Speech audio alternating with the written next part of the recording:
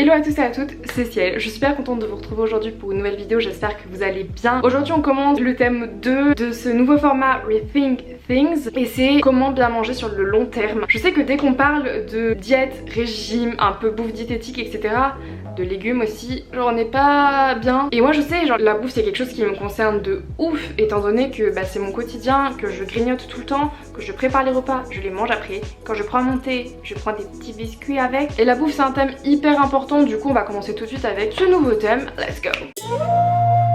Il faut savoir qu'actuellement 35% des étudiants ont une alimentation complètement déséquilibrée. On connaît bien sûr ce trip pâtes, riz, pizza, burger. Et si en plus vous êtes en ville, dites bonjour à Uber, Deliveroo qui sont souvent distributeurs de bouffe pas forcément très healthy. Donc il y a un vrai problème qui se pose ici, accompagné très fréquemment d'une flemme intersidérale de préparer ses propres plats et manger sainement, mais aussi parfois un manque d'argent et un manque de temps. Bref, on finit souvent par aller au plus simple, au plus rapide, d'autant plus que la plupart ne savent pas du tout cuisiner. Ajoutez à ça, on compte environ 40% des étudiants qui sautent des repas et 95% qui grignotent entre les repas. La vraie question c'est quels sont les problèmes qui existent derrière tout ça. Faut savoir qu'une mauvaise nutrition ça entraîne des problèmes sur le poids, la forme physique mais aussi le moral et les aptitudes scolaires. Si on continue encore plus loin, on peut désigner les problèmes de cholestérol, de diabète, des problèmes cardiovasculaires mais aussi d'obésité, des problèmes neurologiques ou de maladies chroniques. Bref, l'alimentation ça a un impact majeur sur notre santé. Du coup j'ai essayé de trouver plein de petites solutions pour essayer d'agir de manière concrète et durable sur la manière dont on s'alimente. Je suis pas là du tout pour vous parler de régime ou de gros changements radicaux, tout simplement parce que de 1 je suis ni nutritionniste ni médecin, mais aussi parce que j'ai jamais réussi à tenir un régime beaucoup trop restrictif et que dans tous les cas c'est vraiment pas mon but.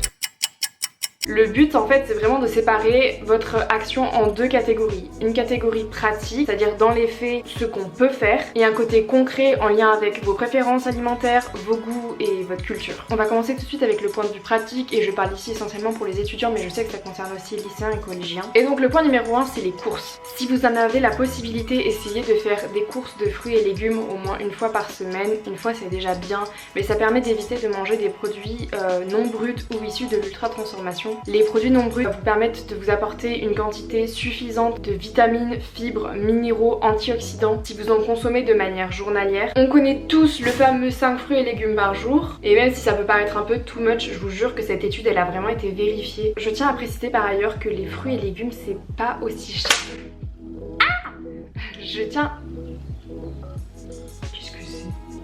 Je tiens à préciser d'ailleurs que les fruits et légumes c'est pas aussi cher qu'on pourrait le croire et si vous les prenez de saison en fait c'est super abordable. Point numéro 2, la théorie comme quoi les pâtes c'est la chose la plus facile et la plus rapide à faire. Je sais que les pâtes c'est bourratif à souhait et que gustativement parlant c'est toujours aussi bon, mais genre beaucoup plus simple et beaucoup plus sain surtout. On va retrouver les dips, les salades, les gros smoothies, les soupes de légumes, les omelettes qui sont déclinables à toutes les sauces. Bref, il y a beaucoup de plats qui remplissent exactement les mêmes critères. Et dans tous les cas, si vous pouvez pas vraiment du tout vous passer de pâtes, essayez au moins de les décliner avec des légumes frais. Point numéro 3, si vous manquez de matériel chez vous, genre on n'a pas tous des fours, sachez que le micro-ondes fait énormément de choses. Et si vous n'avez pas de micro-ondes, sachez que la poêle fait aussi plein de choses. En réalité, il vous suffit juste un petit peu d'imagination des fois pour faire des plats super bons, sains et légers, sans avoir énormément de matos sous la main. En plus de ça, il y a énormément de recettes sur internet et genre vraiment vous n'avez pas d'excuses sur ce point-là. D'un point de vue concret, maintenant je sais que rentre en ligne de mire vos goûts, vos préférences et vos habitudes culturelles. L'alimentation c'est aussi ça. Le fait de ne pas pouvoir manger de bonnes choses c'est souvent lié au goût.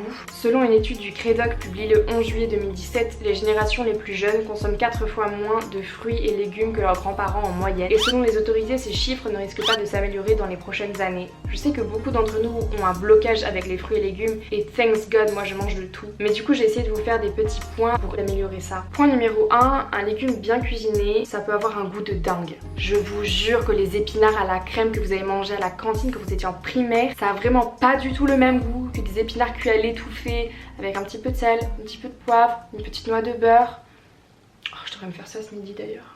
Point numéro 2, quand on grandit les goûts changent. Quand on grandit en fait on assiste à une détérioration de nos récepteurs gustatifs. Mais qu'est-ce qu'un récepteur gustatif me diriez-vous? En fait dans notre bouche on compte environ 300 000 cellules gustatives qui sont renfermées dans nos papilles. Oui les trucs bizarres qui ressemblent à des mini ventouses sur votre langue là. Ces cellules gustatives ont en fait une sensibilité propre aux arômes et sont capables de reconnaître les molécules aux caractéristiques salées, sucrées, amères et acides, finalement à toutes les saveurs que l'être humain est capable de ressentir. Elles permettent aussi de produire en réponse des impulsions nerveuses comme comme des genres de signaux électriques qui sont finalement transmis au cerveau par les nerfs. Au cours de la vie, elles subissent une détérioration qui les rend moins sensibles aux différentes saveurs, c'est pourquoi nos goûts changent. Point numéro 3, si vous avez un réel problème avec les légumes simples, un peu qui n'ont pas trop de goût, sachez que les cuisines indiennes, italiennes, thaï, mexicaines ont comme base de cuisine énormément de légumes. Et si vous aimez ce genre de cuisine, bah n'hésitez pas parce qu'il existe plein de recettes sur internet. Je rajoute à ça le point numéro 4 qui est en fait les variantes qui peuvent exister autour d'un même aliment. Sachez que pour beaucoup d'aliments, il y a 1001 façons de les cuisiner, de les préparer, de les manger. Prenez l'exemple des œufs, vous pouvez les manger à la coque, au plat, brouillé, poché, en omelette, en quiche, en flan, dans des gâteaux, dans des biscuits, dans des meringues et j'en passe. Genre,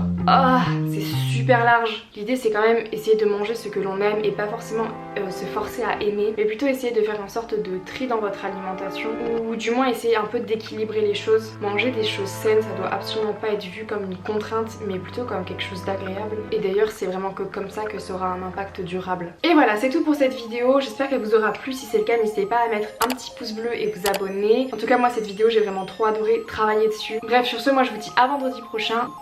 Bisous.